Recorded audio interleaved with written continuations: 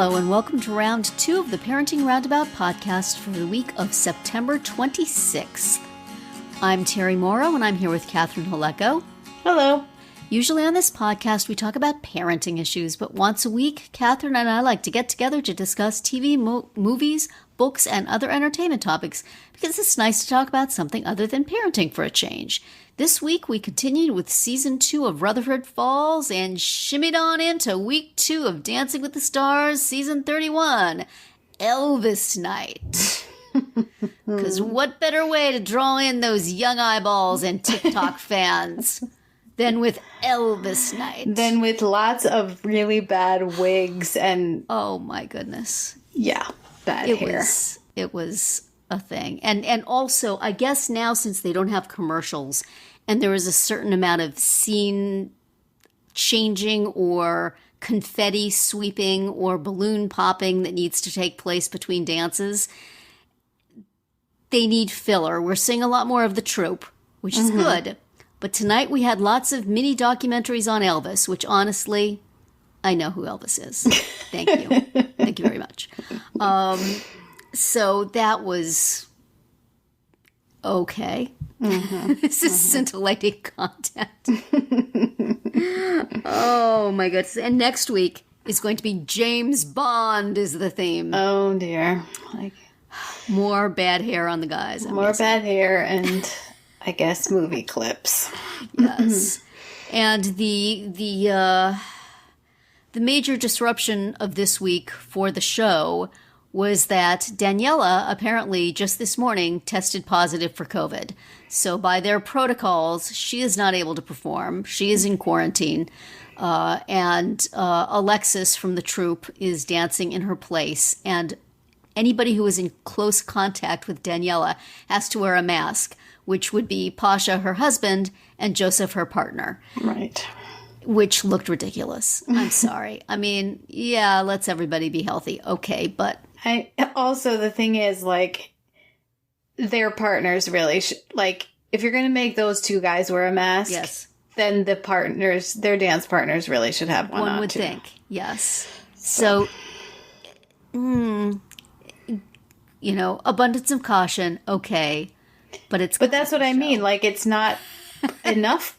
It's like misapplied caution because... Yeah, I think it's part of the show. You know, it's like, well, we'll do this and then it'll look like we're doing something. People don't think about it too hard. I saw Daniela on Instagram talking about it and seeming really ticked.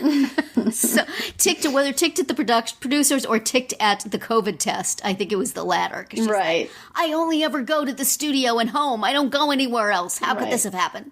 Yeah. Maybe somebody slipped a false COVID test in because they wanted to lose. Anyway, so Alexis danced with Joseph, and that was the disruption on the show. The disruption in our little podcast here was that Miss Catherine has other things that she does in her life besides watch Dancing with the Stars, if you can believe it, ladies and gentlemen. Myself, once in a while, I take my dinner in front of the TV and ignore my family for my art. So I suggested a few things for you to watch. Yes, I like this method. Lowlights. I watched a 2-hour show in like about 14 minutes. Maybe each week one of us should have to watch the whole thing and just take one for the team. Highlights.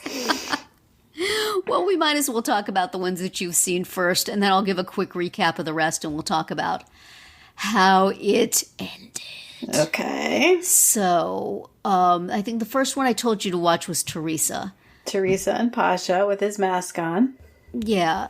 Her dance is pretty good. Mm-hmm. I thought it was improved, and I thought she looked like a lady of a certain age who's learned herself some dance steps and is not a natural dancer, but is trying hard. I really liked her dance, even though Pasha looked pretty ridiculous in the sequined mask. But later on, when they were getting their scores, maybe he was glad he had somewhere to hide. His facial expression. I just... So I was happy about them, and nobody else particularly seemed to be, but hold that thought. And then I think the next one we had you go on to watch Daniel's dance, which was adorable, though not a ton of footwork, and his package, which had his two moms. His two moms who were so cute, and they learned part of the dance. They did. Oh my gosh. It was very adorable. It's like turning up the meter on Daniel here. We see your deafness and we raise you two moms. Two moms.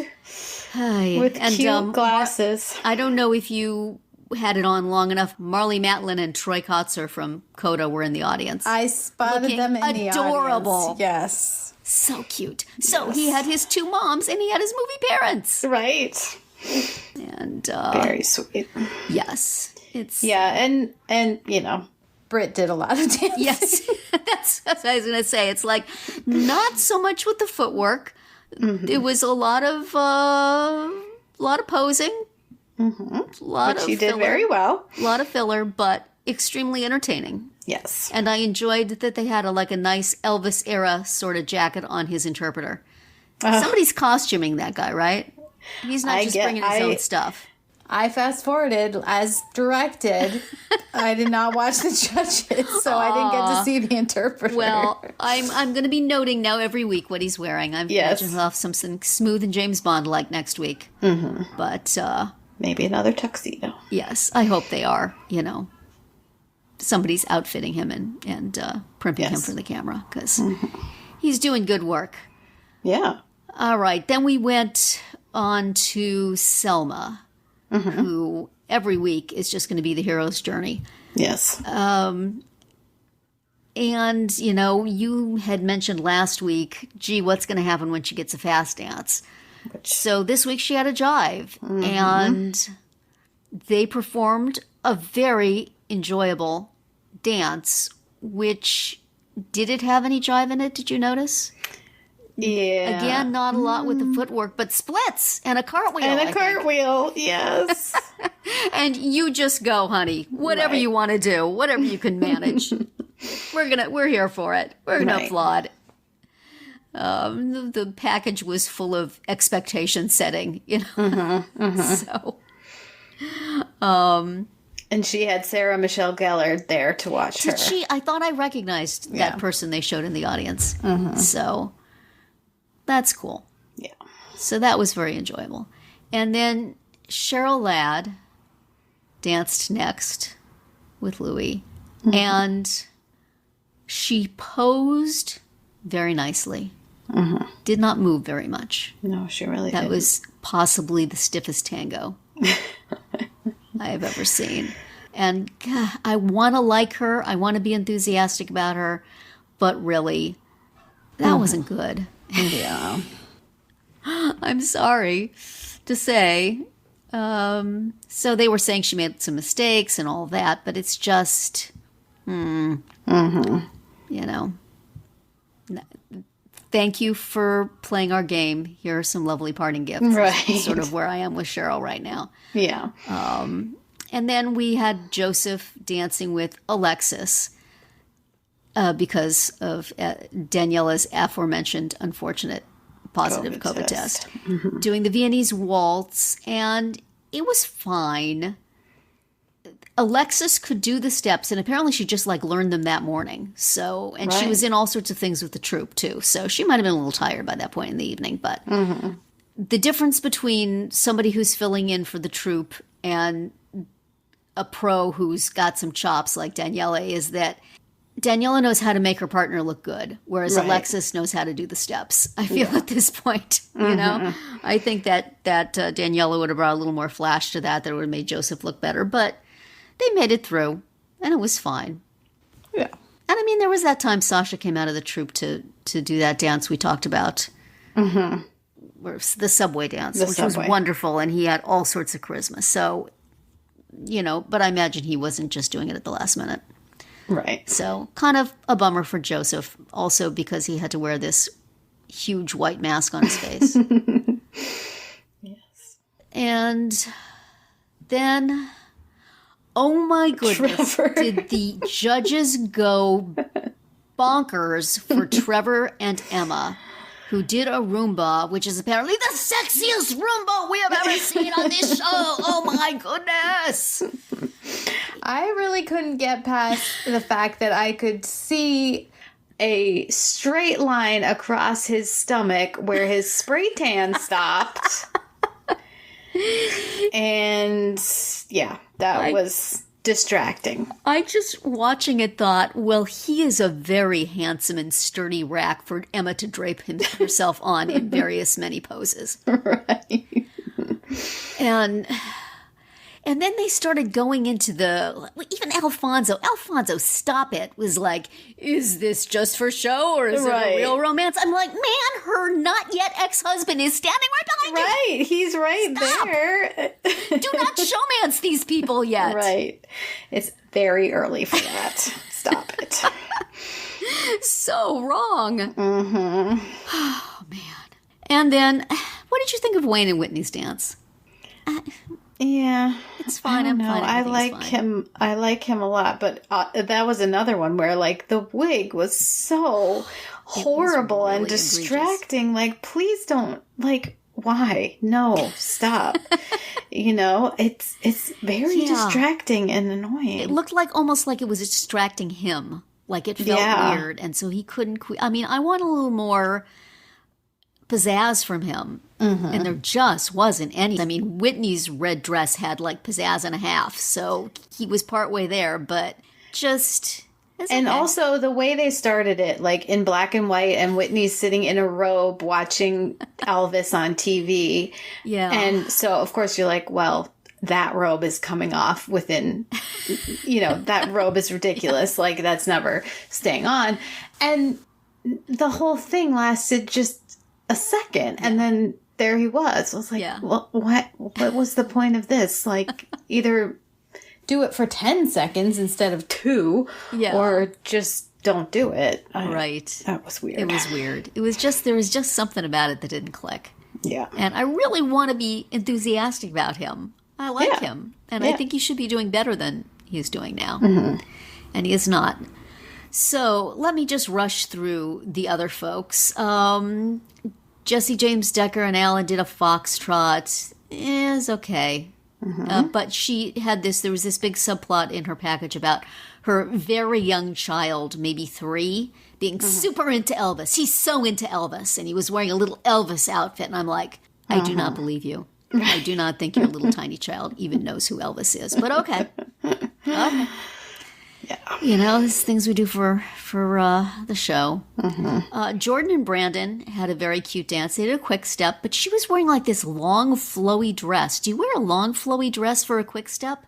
It just seemed weird. It seemed too elegant for the dance. Yeah. I don't know. Their dance was fine, and she was also wearing a wig that made her look like somebody else.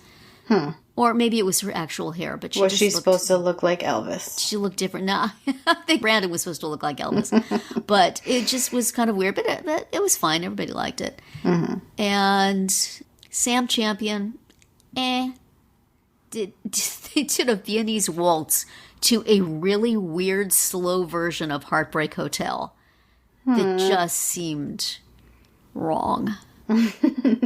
Shangela and Gleb were very cute. They did a quick step to Shake, Rattle, and Roll with the whole 50s scene, the classic car and the poodle skirt and, just look like they're from a scene in Greece. And they danced very well. That was fun. That was a fun number. And, all right, let's see. Gabby. Oh, Gabby. Do you keep up with what is she in now? Bachelorette? She's in the Bachelorette. Apparently I don't know. Some Bachelor or something. Week. She chose somebody and she's engaged and she was showing her ring and he was there in the practice room and then they did this beautiful romantic Viennese waltz and then he was there at the end and she went over and they kissed a couple of times. It's like, enough of the corporate synergy, please stop. Right. Stop. Oh, they're never stopping. It was a waltz with a lot of spins. Mm-hmm. Not so much again with the footwork. Right. More with the, just lie back and I will spin you around a bunch of times in your big flowy dress and it'll look lovely, which it did. Right. Vinny and Coco did a quick step to Viva Las Vegas. It was pretty good. Everybody thought it was a big improvement from last. Right, because they really trashed him last week. Yes. And it was funny, in all of the packages, somewhere or other, the star would mention their connection to Elvis. You know, oh, I love listening to Elvis, or my kid loves Elvis, or my dad loved Elvis. Daniel said, I connect with Elvis because he loved his mom, and I love my moms. My two moms. But I think Vinny had my favorite, which was me and Elvis. We both had residencies in Las Vegas. So. Well, yes. Oh, dear. I can't wait to hear how they're deeply emotionally connected to James Bond next James week. Bond. Charlie and Mark did a quick step. And Mark was hoping that Charlie, who is how old? 18? Would find a way to capture the essence of Elvis. I don't think I would want my daughter capturing the essence of Elvis or any other part of Elvis. But it was one of those dances that was technically good because she can dance because she's a ringer. But there was just no feeling behind it. She looked like she was counting, you know, or she was like, okay, now this. So maybe a little less hard. And a little more fun might be good with your child partner, Mark. Just because she can dance. It's technically good, but not exciting, in my humble-ish opinion. Her mother and Artem did a lovely dance that I was doing something else while it was on and didn't feel the need to rewind because, okay. They were fine. So they were fine. The judges liked it. It was fine. It was some slowish thing. She was very elegantly dressed. And she's, there she is. Yes. So that brings us to the results. Well, let's be a little dramatic and say the order that they were in from the judges. Cheryl was at number 15. Teresa was at number 14. Joseph was at number 13. Jesse James Decker was at number 12. Sam Champion was at number 11. 9, there was a tie between Vinny and Jordan. At 6, there was a 3-way tie between Shangela, Selma, and Heidi. Number 5 was Daniel. Number 4 was Trevor. And number 1 was a tie between Wayne, Gabby, and Charlie. None of which I would say were the best. But I am not a trained professional dance judge, as you may have heard. So what do I know? But then we went through let's say one at a time, who's safe, because apparently we haven't used up all our minutes on Disney. Right. And finally, in the last 2 were Cheryl and Louie, and once again, Teresa and Pasha. Teresa had said in her package how annoyed she was to be in the bottom 2, and she didn't want to be in the bottom 2 again. So I got to think she's pretty embarrassed at this point. And it came down... So last week she was it was her and Jason Lewis, and they sent Jason Lewis home. Right. So, I mean, I'm thinking really of the 2 dances, I thought Teresa's was way better, and she was way better than last week. And Cheryl really has a limited run from here because she doesn't appear to be able to move very much. Right. On the other hand, if somebody's been in the bottom 2 twice, you really probably should send them home. If you keep saving them, it seems like... somebody's paid you off. Yeah. So, I can't remember who was who, but let's see. Okay. I think Derek and Bruno voted for Teresa. And Carrie to stay. Yes. And I think maybe Carrie Ann voted for Cheryl. And then Len had the tiebreaker vote. I mean, he voted and his vote counted if there was a tie. Right. So he voted for Cheryl. So Cheryl and Louie lived to dance very slowly another day. Okay. And Teresa, I'm guessing, is regretting that she ever signed on for this thing because apparently she didn't have that many fans. Yeah. I think she probably thought she had more fans than that. And if she can find the fans and beat them about the head, I think that's probably what's coming next. But rough night for the Posh Cobbs, Yeah. Daniela didn't get to dance, but her guy moves on. Pasha did get to dance, and he's out. Yeah. Back to the troop for you, Pasha. And many people were hugging him. You would think. Probably say, if he loses, don't everybody pile on and hug him because COVID. But, it's for show. Okay. Anyway, so that's where we stood. And it was entertaining. I'm wondering, how are they going to fill all this time once they get down to a small number of couples? Because right now they still have more couples than you can hold in your head at any one time. Yeah, they still have 13 left. Yeah, and I don't think that's going to be ending anytime soon. If I were them, I would keep as many people as possible for as long as possible, because once you get down to like 5... Well, they're all going to have to be doing 2 dances a night for sure. And like 45-minute packages each. Oh, goodness. We're going to learn a lot about whoever goes far. We're going to really hear about them. Meet their entire families and have in-depth interviews with them. Yes. Oh, my. Because it's a stretched time. Yeah. Is what it is. Yeah.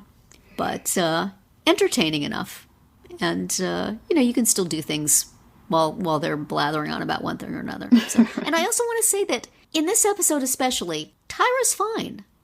I think the secret was to give all the schmoozing to Alfonso. Get them up in the skybox immediately. Mm-hmm. And all she has to do is just introduce stuff. Right. So she has a very clear and specific role. And she just has to do that and shut up. And she is. But she did forget to have Len give comments. Yes. It's not perfect yet. And she's like, I'm so sorry. I totally forgot. It's enormously better. Yes. It is spectacularly better. Yes, I agree. Than it has been. So, hooray for the new producers who figured out how to get her to stop. Right. All the things she was doing before. 10, 10, 10, 10 for that producer. Right. So, I would say, is there anything else you want to say about Dancing with the Stars? But since I didn't watch most of it. Since with your limited viewer, maybe not. Yeah. But you should have voted for people, like, on your phone, surreptitiously, even though you didn't see them dance. Yeah. When your favorites had gone home, it would have been your fault. It would have been my fault, I know. See, if you had voted for Teresa, she probably would have. She needed my 10 votes. She's coming for you. She has your name on a list. Oh, dear. So, on Rutherford Falls, we went from last week's suggestion that Bobby is going to run for mayor to an episode that had that as a B-plot. An adorable B-plot, actually. Mm-hmm. But the main plot was the funeral for Regan's Aunt Sue, who we have never heard of. Never heard of before this point. It's like, I'm enjoying this episode of whatever show this is very much, but... also met both of Regan's parents, who we'd never met before. This is, right. The 13th overall episode of the season, of the show. And suddenly it's, Regan has a family. And a brother. It took me a while I forgot the name from when it was mentioned earlier. Is that her brother? Is that one her brother? But yes, her brother, who is so unworthy of appreciation and things that he gets. Yes. And Regan's got a little bit of sibling rivalry going on there. And Nathan has a long history with these people, because, of course, as we know, they grew up together. Right, they're best friends, Terry, just so you know. From back in school, way back in the day. Right. But, so it opened on Regan as a child watching her mother make... No, her aunt. Her aunt. This is my confusion. All right. Yes. It makes sense that it was the aunt, because she promises to do a big funeral for her. But I thought it looked like the same actress as was playing the mother. But it wasn't. No, it was supposed to be the aunt. I could have rewound and ascertained that, but I figured you would correct me. Yeah, they're supposed to be sisters, so. I guess, but Aunt Sue wasn't portrayed as the kind of person who would be standing in a kitchen making fry bread, I guess that is. Yeah. She looks like the kind of person who would be pulling up in the motorcycle to eat it. Right. So it seemed much more like something her mother would have been doing. So, but clearly it should have been Aunt Sue.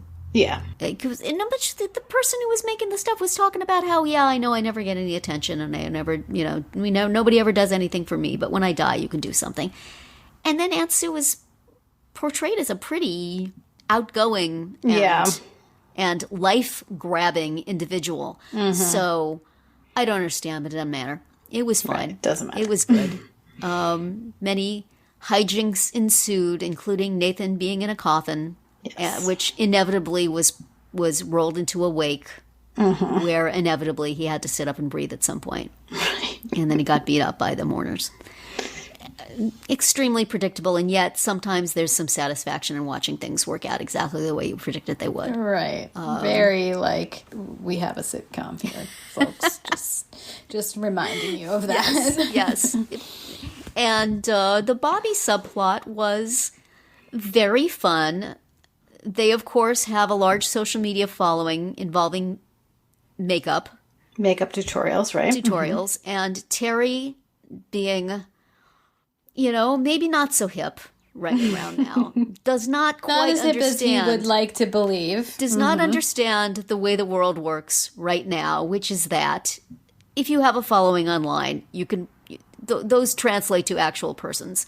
Right. And he wants them to go out and talk to actual voters and get their vote in the way that has traditionally been done. But of course, they wind up talking to the voters too long and learning their entire life story and not really, moving it along. It's not efficient. It's not efficient.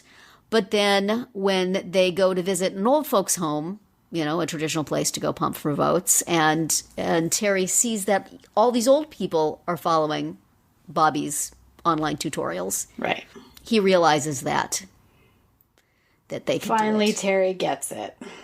Their own way. Yes. Finally Terry gets it, and so Bobby is then seen making a tutorial that slips in various political themes. Mm-hmm. So that was fun. Yeah. And I liked the way it turned out, and I liked the way it developed, and the crushed looks on Nathan's and Terry's faces when Bobby had no idea who Dave Matthews was adorable. Who is Dave Matthews? Yes. Yes. Dinosaurs, guys. Yes, that was very fun. So it was all in all, 99%, a pretty enjoyable episode of Rutherford Falls. Whether you would say it was a good use of its extremely limited remaining run, I don't know, but I enjoyed watching it. It was fun until the last 30 seconds. I know where you're going with this. The episode ends with the mayor. The former mayor, yes. Telling her aide that she is pregnant and she is having Nathan Rutherford's baby. And my response was, oh, for goodness sake. This show does not have the talk to walk that walk. Mm-hmm. Why? Unless she was a woman at a certain point of life where she felt that she wanted to have a baby, and so she seduced Nathan for that purpose. Okay. Otherwise, yeah, that I'll buy. Mm-hmm. Otherwise, do not like. And you got enough plot lines, y'all. You really got enough plot lines. You're good. You set up this whole casino thing, this whole ye old town thing, this whole Bobby running for mayor thing, this whole Nathan coming to grips with what sort of person he was and what sort of person he wants to be thing. Maybe he's going to still move into Duz's house thing. You got enough. Mm-hmm. Really, you don't need this. Right. So. It's close. We're so close to having a perfectly enjoyable episode. Right. Why? Right, because they sure slipped that in at the last moment. This is the time where you wanted to just stop the streamer and think, well, it seems to be done. Mm-hmm. Just go on your way. Right. But now we got to see what happens. Well, what was the teacher's name? Miss Fish? Fish. Going to be most disappointed. Yeah. Or she's going to say, hey, I hear you're having sex with people. I would like to volunteer. Oh, man. Yeah. Rutherford Falls. How much I will not miss you when you're gone. But still, we have we have some episodes left. And yeah, we still have 5 more. Yeah, what could possibly go wrong? Go. And next week's episode, season 2, episode 4, is called Land Back. So it sounds like it's going on with the theme of Aunt Sue's land going to Reagan's no good brother, even though she got the consolation prize of the motorcycle. Right. I was predicting she was going to ride that thing into a fence or a wall or something. Oh, I was waiting for that as well. They could have used those few seconds they used for the mayor's revelation to have Reagan drive the motorcycle into a fence or a wall, because we all knew it was coming. Yes, I for sure was waiting for that. Because, as we've discussed, we have watched television before in our lives. They threw us. They said okay. So Nathan in the coffin was predictable, but you didn't see this coming, did you? No, we did not. We did not want to. We do not want it now. Anyway, moving on. Next week. Next week we'll watch more Rutherford Falls and keep our fingers on the fast forward button, just in case. And we will continue with Dancing with the Stars, Mondays on Disney+. And that is going to be it for our round 2 today. We have no last-minute revelations. No, we're not going to be telling you something that will surprise and make you want to not watch us and listen to us anymore. No, we're just going to say that's it for round 2 today. Please subscribe to our Parenting Roundabout podcast so you won't miss any of our episodes. We have something new for you every weekday. I'm talking fast in case you're fixing to say something, Catherine. I want to get out of here. As always, you can find recaps, links, and an opportunity to comment on our website at parentingroundabout.com. Goodbye, Catherine. Bye, Terry. Goodbye, everybody.